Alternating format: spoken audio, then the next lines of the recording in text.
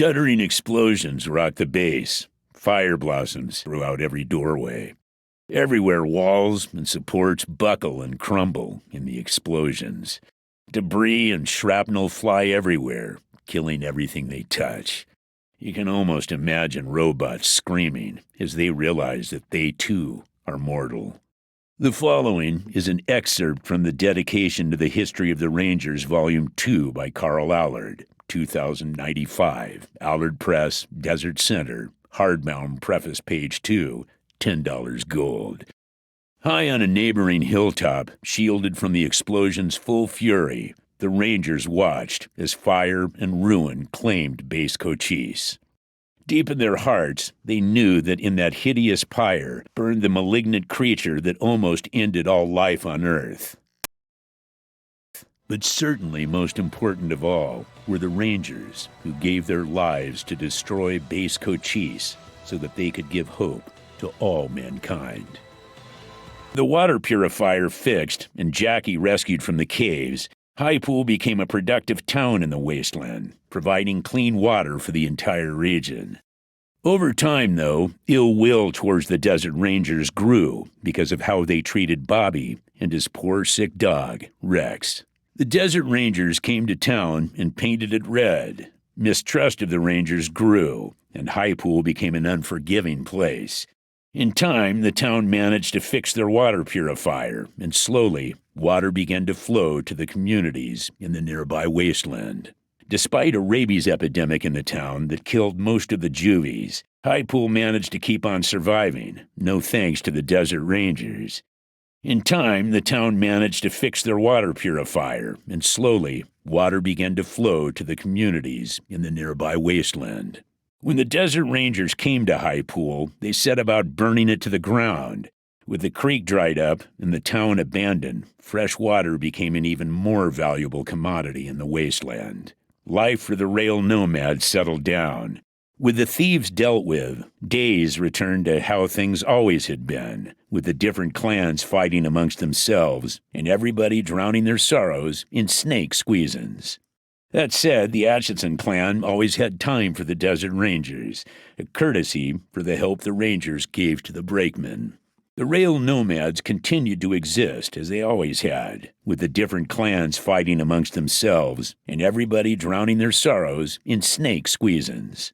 With Harry the Bunny Master defeated and the varmint problem dealt with, the agricultural center started to provide fresh fruit and vegetables to all the communities in the nearby wasteland. The varmint problem unresolved, no food came out of the agricultural center, and starvation claimed many in the nearby wasteland. Ugly and his gang consolidated their hold on the town of Quartz, and with nobody left to stand up to them, Quartz became what one crazy old hermit called a wretched hive of scum and villainy. Ugly and his gang continued to terrorize Quartz and the surrounding wasteland. With Mayor Pedros and Felicia rescued, the town of Quartz at least stood a chance, but they continued to struggle with Ugly's gang for years to come. With Ugly and his gang taken out of the picture, the people of Quartz weren't dying, but without strong leaders, the trappings of civilization fell away over time. The town of Quartz slowly declined until it was abandoned to the wasteland. With Ugly dealt with, his gang fled into the wasteland and were no longer a problem in Quartz. With Mayor Pedros and Felicia rescued, the town of Quartz prospered, becoming a haven for the law-abiding people of the wasteland. With the demons of the Temple of Blood no longer murdering the citizens of Needles, Needles flourished. The strange murders unsolved, people fled Needles until it was reclaimed by the wasteland. The robot menace stopped, the last obstacle to Farron Brygo crowning himself the King of Vegas was gone. He was grateful, but it wasn't long until there would be conflict between him and the Desert Rangers. With the death of Farron Brygo, 1,000 more crime bosses tried to take over Las Vegas, but none succeeded, leaving the city even more lawless than it was. Charmaine and the servants of the Mushroom Cloud survived the fall of Base Cochise, but the Desert Rangers never heard from her again, even though she had mentioned she may have another mission in mind for them. Without Charmaine to lead them, the servants of the Mushroom Cloud fell into disarray, and the Radiation Angels, and the radiation they spread, became a persistent threat to the people of Las Vegas. Fat Freddy didn't survive a visit from the Desert Rangers. His thirst for power and greed led to his demise. Nobody, other than the fast food vendors of Las Vegas, mourned his loss. Fat Freddy may have survived the robots' menace and a visit from the Desert Rangers, but he never got to be number one in Las Vegas. He died soon after the fall of Base Cochise, choking to death on a hobo dog. After the destruction of Base Cochise, the Desert Rangers returned to Sleeper Base, but found it completely ransacked and all remnants of its technology missing. With nothing of value remaining, the Desert Rangers abandoned the base. After the destruction of Base Cochise, the Desert Rangers took the time to search Sleeper Base to see what secrets it contained.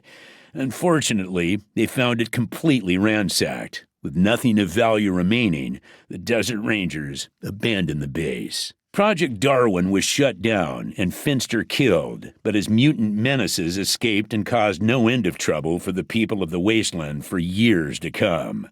Darwin Village was eventually abandoned, but rumors persisted that something still lurked within the facilities. Nobody in Darwin Village ever heard from the head of Project Darwin again. Soon after Base Cochise's destruction, mutated beasts began to roam the nearby wasteland.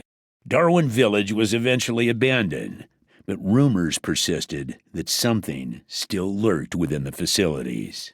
Project Darwin fell silent, but mutated beasts roamed the nearby wasteland. Darwin Village was eventually abandoned, but rumors persisted that something still lurked within the facilities. The residents of the Savage Village continued to live their simple life, secluded in the desert. Red Hawk joined the Desert Rangers and helped make the wasteland a safer place. With most of the population slaughtered, the Savage Village was abandoned and ultimately reclaimed by the wasteland. The residents of the Savage Village continued to live their simple life, secluded in the desert. After the Desert Ranger raid on Guardian Citadel to retrieve the keys needed to destroy Base Cochise, the remaining Guardians of the Old Order dispersed into the radioactive wastes. In time, the Desert Rangers moved their base of operations from the old prison to Guardian Citadel, and Ranger Citadel, as it came to be known, became the center of all that was good and lawful in the wasteland. In the Desert Rangers themselves, well, there are always more tales to tell of them, but those are stories for another time.